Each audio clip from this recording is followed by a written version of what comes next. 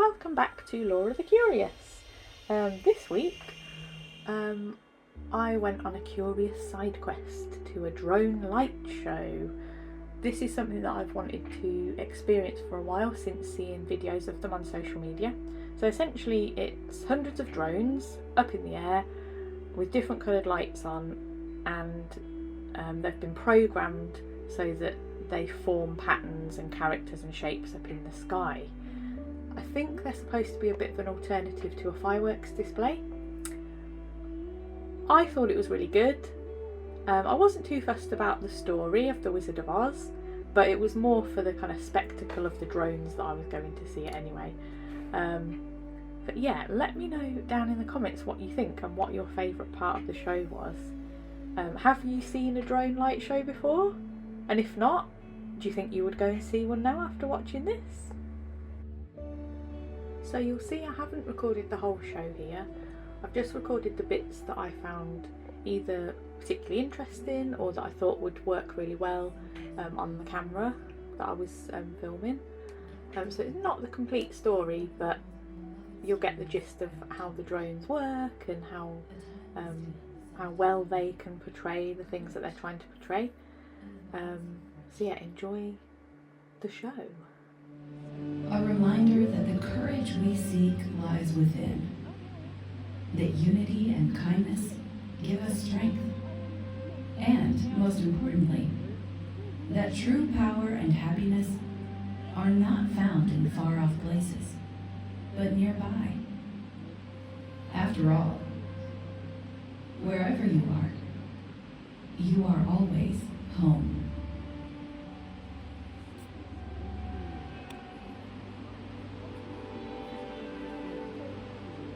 It's as if she were endlessly searching for answers about herself and a world that always seemed just out of reach. She longed for a place where she could truly be understood, where the grass was greener and every turn held the promise of adventure.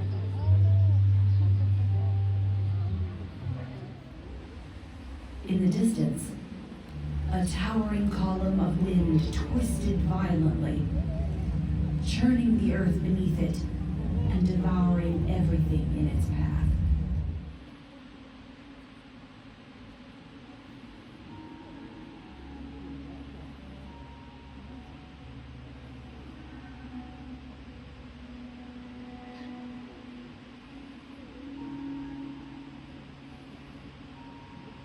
When she awoke, she was surprised to find her house had landed in a beautiful, colorful world.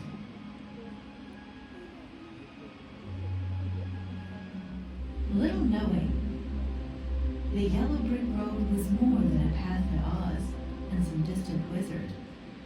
It symbolized life's journey, with its twists, turns, and unexpected lessons.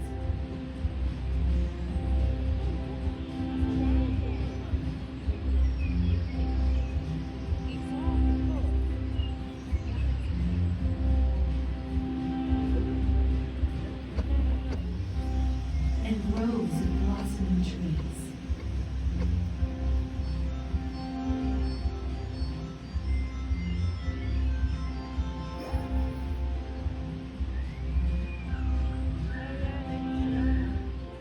The scarecrow's face was crudely painted, with misaligned eyes and a wonky hat. He wore a patchwork coat and trousers so oversized they seemed meant for a giant, with stray bits of straw poking out from every seam. But what surprised Dorothy most was when the scarecrow winked at her. Amused, she approached him cautiously, even though it was quite difficult with legs made of straw. As Dorothy watched the scarecrow's perseverance, she realized that, like him, she had been doubting her own abilities.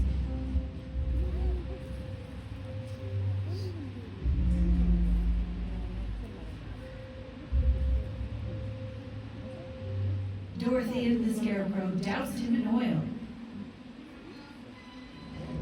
which he he responded to like a thirsty plant. A twitch here and a creak there brought him back to life until his head spun round, coming to a stop with a backwards grin. The Tin Woodman explained that a wicked enchantment turned his body into tin. A kind metalsmith replaced each of my parts except my heart. And now I seek a new one, so I can love again. Together, they agreed to ask the Wizard of Oz for a heart, too.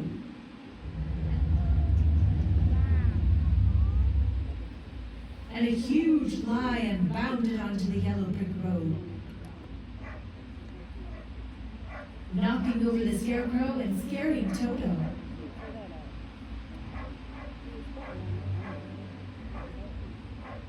Dorothy, in a moment of bravery, slapped the lion on the nose. The lion, surprised and ashamed, confessed he was a coward, despite his appearance, and began to sob like a baby. Oh, everyone thinks I'm fierce because I'm a lion, but I've always been scared of everything. Toto, the Scarecrow, the Tin Woodman, and the lion finally reached the Emerald City. It shimmered before them, radiant and gleaming, like emeralds bathed in sunlight.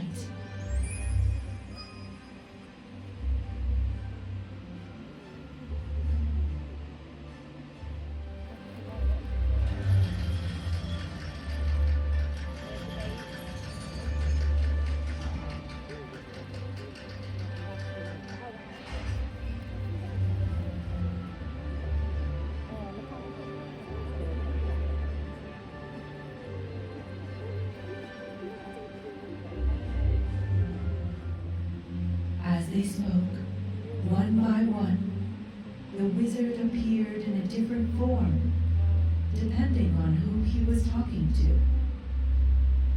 Each form had a personal meaning that connected to who they were, what they wanted, and what they were afraid of.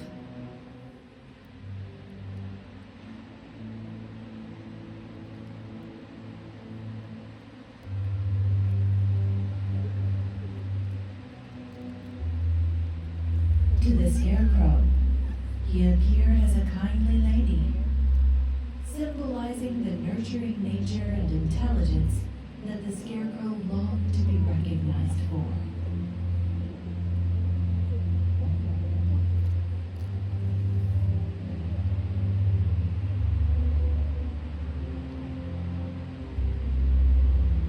To the Tin Woodman, he appeared as a roaring ball of fire, symbolizing the passion and emotion the Tin Woodman believed he lacked due to not having a heart.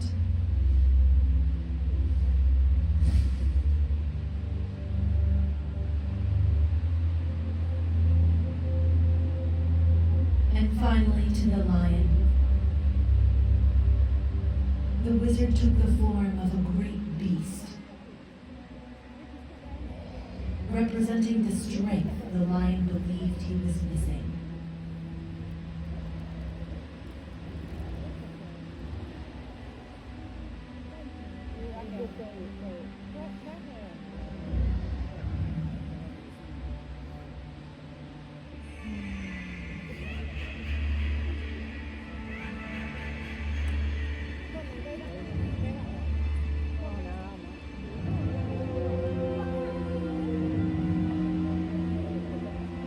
Immediately unleashed a pack of wolves to tear them apart. The lion, trembling with fear, instinctively let out a startled roar. To his surprise, the force of the sound froze the wolves in their tracks, their menacing advance halted by the unexpected power in his voice. Swooping down from the sky, the winged monkeys overwhelmed the group with their strength.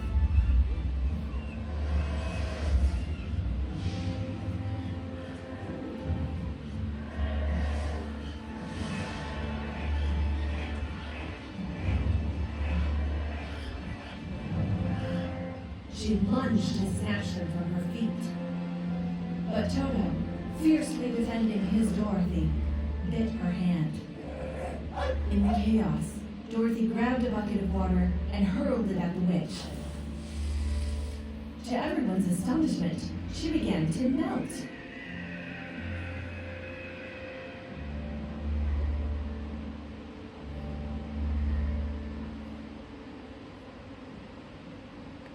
Within minutes, all that remained was a puddle on the floor, with the witch's hat floating on top. With the Wicked Witch's demise, the crows, bees, and monkeys were freed from her cruel spell. Grateful, the liberated creatures presented Dorothy with the broomstick she sought. The wizard was not a mighty sorcerer, but an ordinary man with no magical powers at all. Dorothy laughed, a deep, heartfelt laugh that seemed to release something inside her. He gave the Scarecrow a diploma, symbolizing knowledge.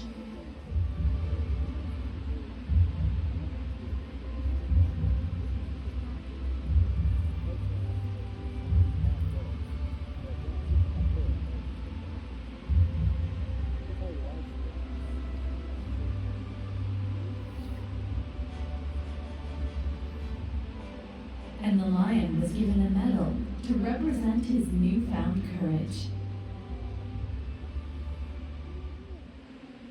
But just as they were about to leave, Toto leapt from her arms, and without thinking, Dorothy followed, disappearing into the clouds, just beyond her grasp once again.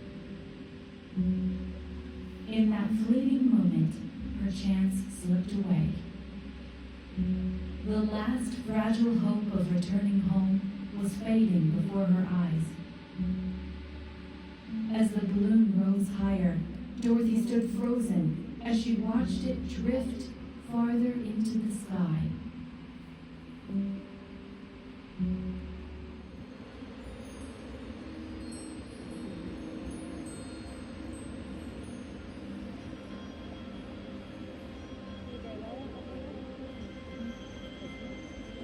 Dorothy hugged her friends goodbye, clicked her heels, and with Toto in her arms, she whispered, "You are always home.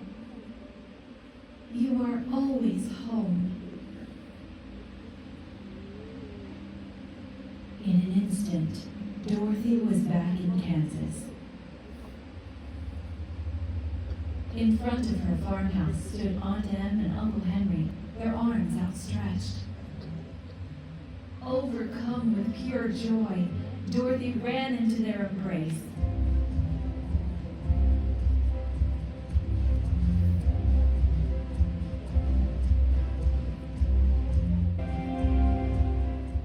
So thank you for watching.